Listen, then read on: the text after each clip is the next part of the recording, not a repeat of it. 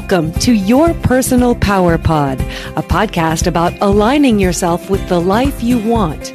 And here are your hosts, Sandy Abel and Shannon Young.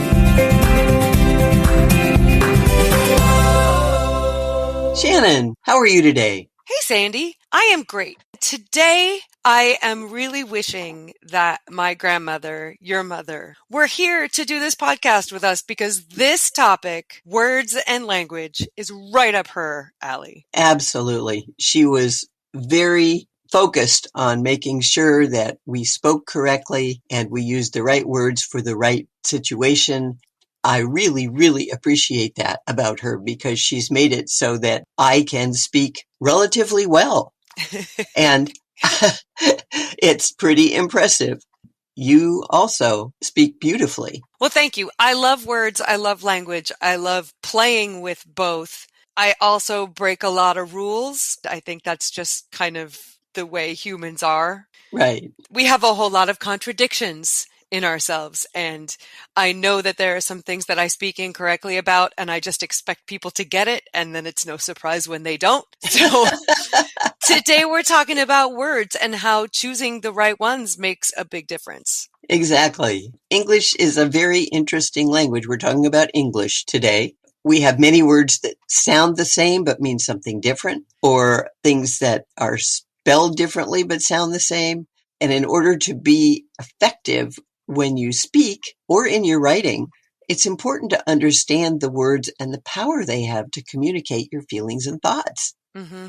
When you do this well, people will always understand and be receptive to what you're saying. When you don't, it can be really confusing and you might get pushback that you didn't expect because your message was a positive one, but it might be taken as negative for some reason. I think when you speak or write clearly, people are more likely to understand you. I don't think you can guarantee that if you phrase things the right way, people will understand you. Yes, more likely is a better phrase. See, there's an example right there of words. One of the points that we actually have not scripted to talk about today is using words like always and never. Just don't, because they're probably not true. They're extremes, and life isn't necessarily black or white.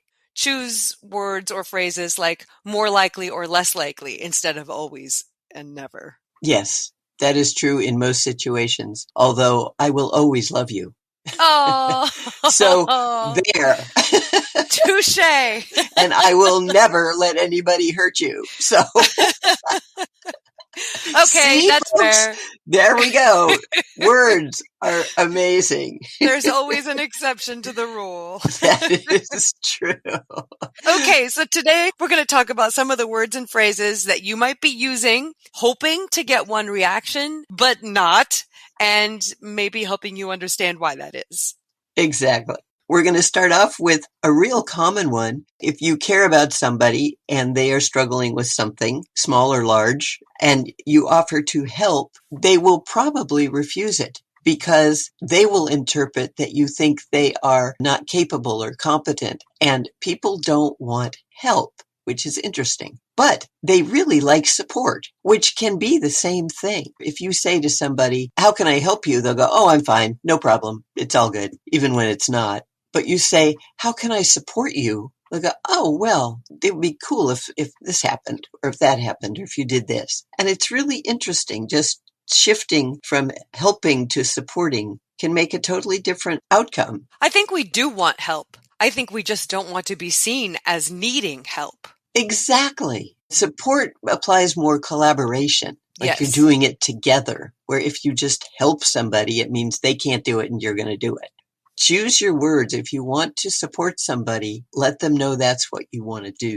Yes. And there are other ways to say this too, like I can be an additional hand, or what can I take care of so you can focus on what you're doing, that kind of thing. There are other Yes. ways to say it. Using the word help, you're going to get shut down. Yes. And then they will be floundering, doing whatever they're doing by themselves. Yes. So it's just one of those words that it's important to understand how it's going to be perceived. Another one is saying why. When somebody says why, at least to me, I instantly feel put on the spot and I get defensive. Like they're questioning your interpretation or your take on something. Yeah, or my ability, or why did you do that? Instant defensiveness, walls go up. It's just not fun. But if you say, tell me about, that's a whole different thing. What do you think about that? Or what were you thinking? There are ways to come across less confrontational because that's probably not what you mean. You're probably not intending to put somebody on the spot. Yeah. And if you put them on the spot, they're going to shut down. You won't get what you want to find out anyway. If you say, tell me about, or can you explain it, it just comes across like you're interested instead of judging. Why is a judging word? Because you don't mean it that way. And you may not be aware that it's coming across that way. You say that to me a lot. Tell me more about that. Yeah, because I want to know more about it. But I don't want to say, why did you do that? Or why are you thinking that? Because it feels totally different. Mm-hmm, it does. And I'm not attacking and I'm not judging. I really want to know just the thought process and what's going on. And I think that's part of it too, is genuinely being interested. We've talked about that in our active listening episode. Being genuinely interested will come across in your language. We've all been talking to somebody who really didn't give a rip what we had to say, and it is so apparent in the words they use. Yeah. So if you really care, pay attention to how you put your words together and what words you use. And of course, with all of this, your tone of voice and your facial expression and all that nonverbal stuff makes a huge difference. Yes. Nonverbal is part of communication that's huge, and you can communicate a whole lot by not even saying anything. Be aware of that when you're using words. And another one, this is more, I feel, about conversation you have with yourself, the way you're phrasing what you're thinking and feeling about the things that you're doing, using the phrase have to or get to. When you say, I have to go to work today, you're sounding like it's a chore, or you might be feeling resentful about it. But when you rephrase it as I get to, you've just changed the entire tone to not only one that's positive, but one that implies you're making a choice, which is true. I could choose not to go to work tomorrow. Right. There would be consequences, but I could choose it. So even if I'm not looking forward to going, understanding that it is a choice I'm making for probably some really good reasons is really helpful. Right.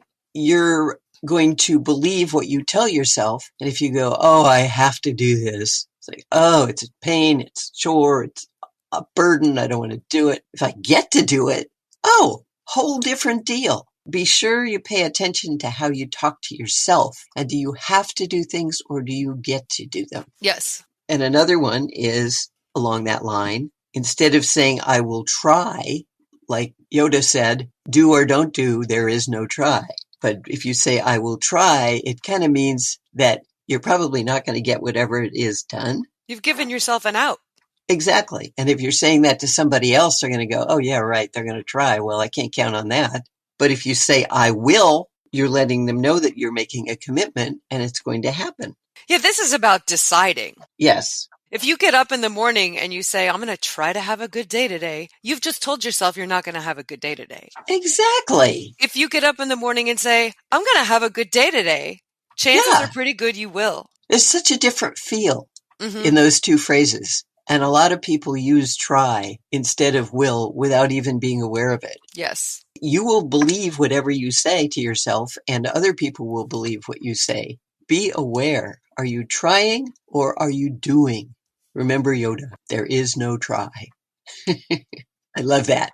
And then we're talking about filler words. The next thing is filler words. Oh, they drive me crazy. So many people who are professional speakers or are supposed to understand language, they start sentences by saying honestly or to be honest. And I really don't need that. I'm assuming that they're honest. And that's just a filler. I don't know why we need to do that. It feels like the phrase to be honest implies I'm about to let you in on a little secret or a confession or something that maybe I shouldn't say otherwise. And if that's the case, maybe don't say it. Yeah, right.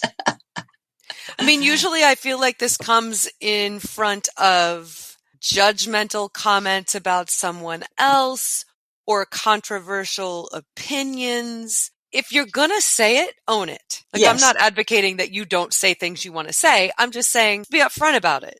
Other words, which I just used, like actually and literally, it's just a filler and it doesn't mean anything. They both mean something. But people use it incorrectly. Yes. If you say, I am literally dying, well, then maybe we should get you to the ER. Right. Like, let's use it appropriately and not just as some kind of emphasis. Yes. Important to choose what words you use and when you use them. If you want people to listen to you and appreciate and respect what you're saying, you have to be able to put your words together without a lot of extra fillers. Again, we go back to the way you speak to yourself. Let's phrase things in a positive context instead of a negative context. If you want to remember something, say, remember this, instead of, don't forget this. Your brain doesn't understand negatives. Your brain will hear the verb. The verb is forget. Exactly. Like if you're telling your child you want them to stay out of the street, avoid saying don't go in the street. Because what the child might hear is go in the street. Right. Say, stay on the sidewalk. Focus on saying what you want, not what you don't want. You want a specific thing. Everything else other than that thing is something you don't want. Focus on the thing you do want and phrase it that way, whether you're talking to yourself or you're talking to someone else. Right. In recent years, we've had to wear masks and things, and now grocery stores want us to bring our own bags. And there's signs all over the place saying, don't forget your mask. Don't forget your bag. That's telling me to forget my mask and bag. Yes. Those signs should be saying, remember your mask. Remember your bag. Yes. I think if they want to make a bigger impression and have more people do what they want, it would be good for them to start saying remember instead of don't forget. Or better yet, remember implies that there's the possibility to forget. Yeah. So maybe just say, bring your mask, bring your bag. Yes. Say what you want. Right. I like that. And then one of my pet peeves is when I see somebody and say, hey, how are you doing? And they go, I'm fine. It's frustrating for the person listening because it doesn't tell you what you really want to know, which is like, now I know there's something going on with you. Exactly. So what's going on? Yeah. If somebody says I'm fine, it's a red flag to me. That doesn't sound fine. Tell me what's happening. I think some people say this wanting it to alert you and then wanting you to be like, oh, what's wrong? What can I do? Which is just manipulation. I would rather be in relationships where I don't have to guess because I'm not going to make you guess. I'm going to be really clear. And if you don't like that, then maybe we are not for each other. Exactly. Yes. But I expect that from the people that I hang out with too. Tell me what's going on with you. I wouldn't hang out with you if I didn't care about you. And if you don't want to talk about it, that's fine too. And this all goes back to boundaries. Like everything is so intertwined. It is. Well, we're human beings and it's all connected. Everything's connected. And then there's just the filler words like. Yes. When you are saying a sentence and in the middle of it for absolutely no reason, you throw in, or kinda, or the ums and the ahs. They just are distracting for people trying to listen to you, make it difficult for you to follow the point of somebody else when they're talking, because if they keep saying, and like, and those words, they're fillers that mean absolutely nothing the way they're being used. I think this comes into play differently depending on who you're talking to. If you're speaking to a room full of people, ending sentences with detracts from your credibility, makes you seem less an authority on whatever it is you're speaking about. If you're talking with your friends, I feel like this is a way of asking, are you with me? Are we on the same page? Are you following what I'm saying? Mm-hmm. So I think it really depends on who your audience is. It's always about the circumstance. It's just something to be aware of when you use it and how you use it. Yes. And how you're going to be perceived when you do that. And how you want to be perceived. Do you care? Right. Do you want to be seen as an authority who knows their subject matter? Or do you really care that you come across like you're not prepared and you don't know what you're talking about? Do you want to be invited back? Yes, exactly. Or respected for what you're sharing. I used to be a speech coach for high school seniors who were preparing to give their senior project presentations. Oh, that's right. Yeah. There's a lot of use of words like and like and Yeah. Uh-huh. and it really came down to people in general being afraid of silence. And so when they're in front of a crowd and they get lost or their thoughts aren't coming to them as clearly as they want them to be, that silence terrifies them. So they fill it with something. I can remember being in presentations given by authority figures on whatever the topic is, who come across a moment like that where they need a second to get situated and find their place again, who just stand there and take a beat and look at their notes and say nothing. And it is extremely powerful and shows amazing self-control. Right. And it makes you eager to hear what they're going to say next. It does. It brings the audience closer to you. Exactly. So get rid of them and just claim your power, own it. If you get lost, just find your place again. Exactly. It's going to seem like an eon, but it's probably going to be 1 or 2 seconds. Everybody will hang on that silence and wait for the next thing you say. Yes, that is very true. Very true. Then one that irritates me a lot is ending sentences with at. Where you at? What? No, where are you? The sentence works perfectly without it. Where's it at? Well, No. Where is it? Where is it? That's all. It sounds very tacky. Yes. And it's an unnecessary word. There. Yes.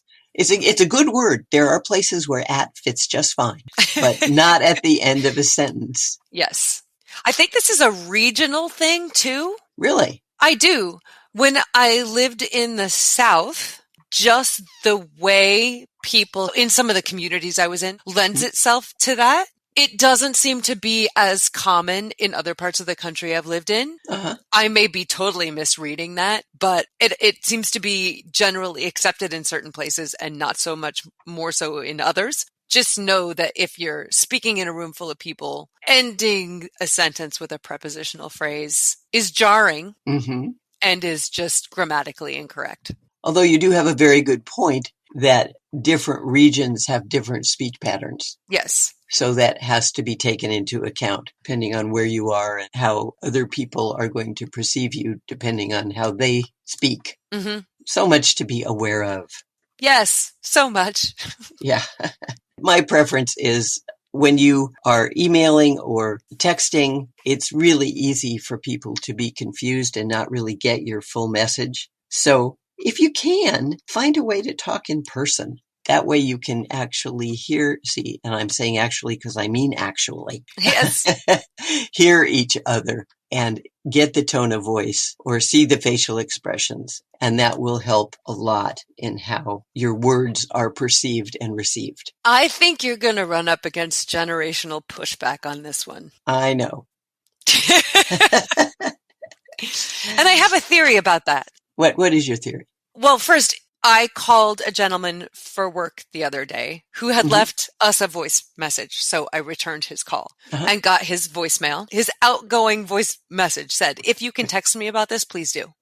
I think it's because generationally, those of us who did not grow up connected with phones and internet and 8,000 media outlets, we had more time. We were less bombarded with information.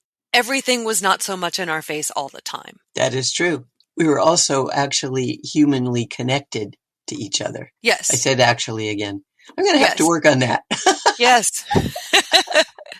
But we were more connected to each other on a personal kind of basis. Yes. With a text, you can't tell what somebody's feeling, what they're thinking, what's going on with them. And there really isn't a lot of human connection. It's just an exchange of information. And I guess that gentleman just wants information. And I think sometimes he's correct. If I'm in a meeting and I get a voicemail, I can't listen to it because I'm in a meeting. And so I'm going to worry. If you call me and leave me a message, and I know that I'm going to be in this meeting for the next 3 hours, and I want to make sure my parents are fine, it's supremely frustrating. Yes. So if you had just texted, hey, I left a 10-cent surprise at your front door, which is a thing we do, then I wouldn't spend the next 3 hours worrying. Right. So I totally understand. It's a boundary. It's like, if it's not important, please just text me. If, by the way, you're saying your dad's in the hospital